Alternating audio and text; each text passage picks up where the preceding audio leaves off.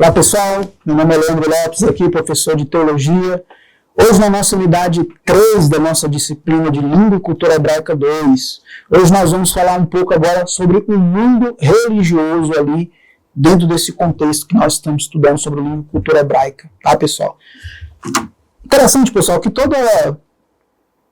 provavelmente em todo estudo que nós fazemos, sempre nós vamos entrar no campo político e no campo religioso. São duas áreas onde a gente não tem como escapar, né? A gente tem que estar sempre lendo, pesquisando, estudando ali as sociedades, né? Não somente dentro da perspectiva cultural, mas também dentro da perspectiva religiosa, política, né? Quando a gente estuda, por exemplo, a história da Reforma Protestante, talvez muitos de nós achemos que a Reforma Protestante ela foi somente dentro de um contexto religioso. Mas quando a gente estuda a fundo a Reforma Protestante, nós vamos ver que a Reforma Protestante ela teve esse lado político também, esse lado econômico, né, dentre outras coisas também. Então isso é importante para nós entendermos ali o que está por trás da Reforma Protestante, né? É claro que talvez o seu maior legado, né, da Reforma Protestante é a questão mais religiosa, né? Mas para nós entendermos a fundo ali a Reforma Protestante, até dentro de uma perspectiva sociológica mesmo, até porque, pessoal, talvez muitos não saibam, mas o próprio termo Reforma Protestante, na verdade, é mais uma expressão sociológica, né? Então, quando a gente estuda a Reforma Protestante, não somente dentro da perspectiva religiosa, mas sociológica, a gente vai entender melhor o contexto por trás ali, né, os antecedentes até da Reforma Protestante, né? Então é importante essa questão também. Então veja, quando a gente pega aqui a questão religiosa dentro do que nós estamos estudando, né, Língua e Cultura Hebraica 2, o cristianismo não começou seu crescimento, pessoal, em um vácuo religioso, né? Então o cristianismo ele não surge assim num vácuo, né? Tem um contexto por trás. É o que eu acabei de frisar, em relação como exemplo, a Reforma Protestante, né? Então o cristianismo ele não começou assim, né, o seu crescimento em um vácuo religioso, né, no qual encontrasse os homens vazios totalmente à espera de alguma coisa em que acreditar, né? O ser humano, pessoal, ele já por mais que uma pessoa diga que é ateu, que não acredita em Deus, mas o ser humano ele tem esse lado religioso, né? O ser humano, muitos têm esse lado de acreditar em algo, né? Tem pessoas que, quando a gente vê testemunho de pessoas por aí, onde eu já ouvi algumas, onde mostra o seguinte: olha, eu não creio nesse Deus a qual você serve, eu não creio nesse Deus que você diz acreditar, mas eu acredito no seu projeto, eu acredito naquilo que você está fazendo para de certa forma, ajudar a sociedade, ajudar as pessoas. Então eu acredito nisso que você está fazendo. Eu não acredito nesse Deus que você serve, mas eu acredito nesse projeto que você está ali empreendendo para poder beneficiar pessoas. Então é mais ou menos isso, né? Então assim, o cristianismo ele não começa de uma maneira no vácuo, onde não existiam pessoas ali que não acreditassem em algo, né? Que não tivesse algo a acreditar. Então veja, ao contrário, a nova fé em Jesus Cristo teve de lutar para abrir seu caminho contra crenças religiosas enraizadas que vigoravam havia séculos, né? Então veja, dentro disso surgiram novas e vigorosas religiões.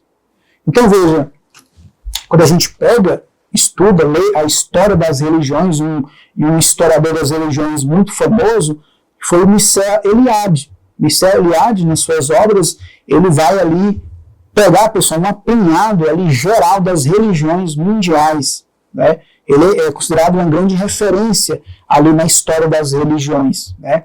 Então veja, quando a gente pega ali, pessoal, a gente vai ver um número numeroso, né? Tantas religiões que existem no mundo. Religiões, algumas vão ter características próprias, algumas vão pegar elementos de outras religiões, né? Enfim, uma espécie de sincretismo religioso ali, né, onde cada religião ali tem o seu dever, tem o seu direito, tem aquilo que pode, aquilo que não pode, tem o seu lado ali também moral, né? Então é interessante a gente saber disso. Então as religiões, ao decorrer do tempo, ao decorrer da história humana, pessoal, só cresceu, né? Onde algumas talvez foram minadas por outras, mas de modo geral acabavam outras surgindo, né? Isso mostra esse lado humano de querer acreditar em algo, né? De acreditar em algo. Então veja, existia na antiguidade as religiões de mistério, né? As chamadas religiões de mistério, que tinham como característica, pessoal, uma busca por uma fé mais pessoal, né? Muitos buscavam agora ali. Veja que nós aprendemos aqui que, ao decorrer da história, surgiram novas e vigorosas religiões. Então vai chegar um momento da história, pessoal, que vai ali, na antiguidade, existia uma que se chamava as religiões de mistério, onde as pessoas buscavam uma religião mais pessoal, uma religião mais, né, centrada ali, uma religião mais, né, enraizada ali pessoalmente. Então veja, que levasse um contato imediato com a divindade, né? Então muitos buscavam uma religião pessoal que buscava ali um contato mais imediato com a divindade. Porque na verdade, pessoal, toda religião, independente se ela é cristã ou não, ela busca esse contato com a divindade, né? Muitas religiões, pessoal, da antiguidade, e alguns a gente vai ver até na Bíblia, onde existiam muitas religiões que tinham ali, que fazia parte da sua liturgia, ali a prática sexual dentro da liturgia do culto, onde as pessoas que participavam daquela orgia ali, eles acreditavam que eles estavam ali pegando um pouco ali do elemento divino, ou tendo esse contato com o divino, né? Por isso que dentro daquele contexto da Grécia Antiga, essa é uma prática que não será condenada. Hoje a gente condena, a gente como cristão, né, a gente como aquele que serve a Deus, como cristão, aquele que acredita nos ensinamentos de Deus, nos ensinamentos de Jesus, a gente já não concorda, né? Mas é aquilo que nós aprendemos, estamos aprendendo dentro desse estudo nosso, dessa disciplina de língua e cultura hebraica, é de que o pensamento, ele muda. Cada sociedade tem o seu pensamento próprio, muitas vezes, né? Então, aquilo que nós condenamos na nossa sociedade, talvez outra sociedade já não condene, né?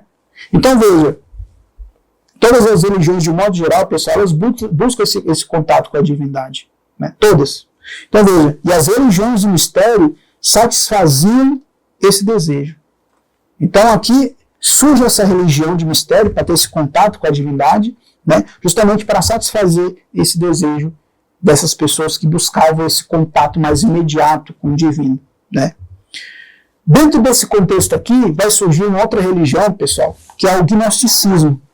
O gnosticismo, pessoal, foi um movimento ali, com elementos cristãos, filosóficos e tudo mais, aonde alguns historiadores falam que o gnosticismo quase ali vai ali eliminar o cristianismo, de tanto influente que ela foi. O gnosticismo ele vai ter uma característica de que a salvação para o gnosticismo era através do conhecimento.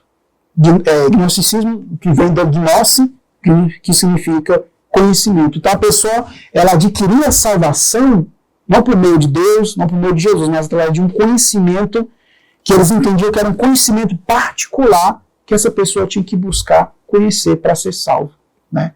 E outra característica do gnosticismo é que eles ali condenavam, né, a questão da matéria, né? Para eles a matéria era má. Então a alma tinha que se libertar dessa matéria que era má, né? Então veja, é uma religião que surge, influenciou muitos a ponto ali de até quase eliminar o cristianismo. Então, a gente vê que o gnosticismo, as religiões de mistério e tantas outras religiões no mundo, pessoal, da antiguidade até hoje, são religiões que tiveram sua grande influência, São religiões que até tiveram contato com o povo de Deus ali, ou religiões que, de certa forma, estavam relacionadas a algum cotidiano, ao cotidiano do dia a dia da sociedade judaica, né? Quando a gente pega, por exemplo, ali o contexto do Império Romano, a gente vai ver que a religião cristã, a religião judaica, a princípio eles não eram muito ali perseguidos, por quê? Porque dentro da mentalidade ali dos romanos, o Deus de Israel era apenas mais um Deus, dentre tantos outros deuses ali. Lembre que na aula passada nós aprendemos que o sistema religioso ali de Roma era um sistema politeísta, né? A crença em várias divindades. Então Deus ali, Jesus, ou Deus, ou a religião judaica, ou a religião do cristianismo, era apenas mais uma dentre todas aquelas que já existiam, né? A perseguição vai vir, claro, mais tarde. Mas, assim, a grosso modo, dentro desse contexto religioso, Deus era apenas mais um Deus, entre outras divindades ali, dentro da mentalidade romana, né? Então, quando surgem essas religiões de mistério, o gnosticismo, o mitraísmo, né, que é outra religião característica ali também de Roma, que vai ser considerada a religião dos soldados romanos, né, que vai ser uma religião que vai ali buscar ali voltar aos antigos modos de Roma. Mas o interessante do mitraísmo, pessoal, é que é uma religião que não vai envolver sacrifício, né? É uma religião que ela vai frisar mais assim até a questão de um bom homem, né? Um homem decente, enfim. Então é uma religião que não vai envolver certas práticas que outras religiões, como a questão da orgia, por exemplo, onde muitas culturas, muitas religiões antigas fazem parte dos seus cultos, né? E já o mitraísmo não tinha esse tipo de prática, né? Então eu estou apenas citando aqui para vocês terem assim, uma noção, porque já que existem milhares e milhares de religiões, tá bom, pessoal? Então veja, o mundo religioso, lembre-se, tudo que a gente estuda, pessoal, acaba passando, não tem como, sempre, ou na maioria das vezes, é passar pelo campo político, pelo campo sociológico, pelo campo cultural e pelo campo religioso. Tá ok, pessoal? Nós nos vemos na próxima aula. Até a próxima.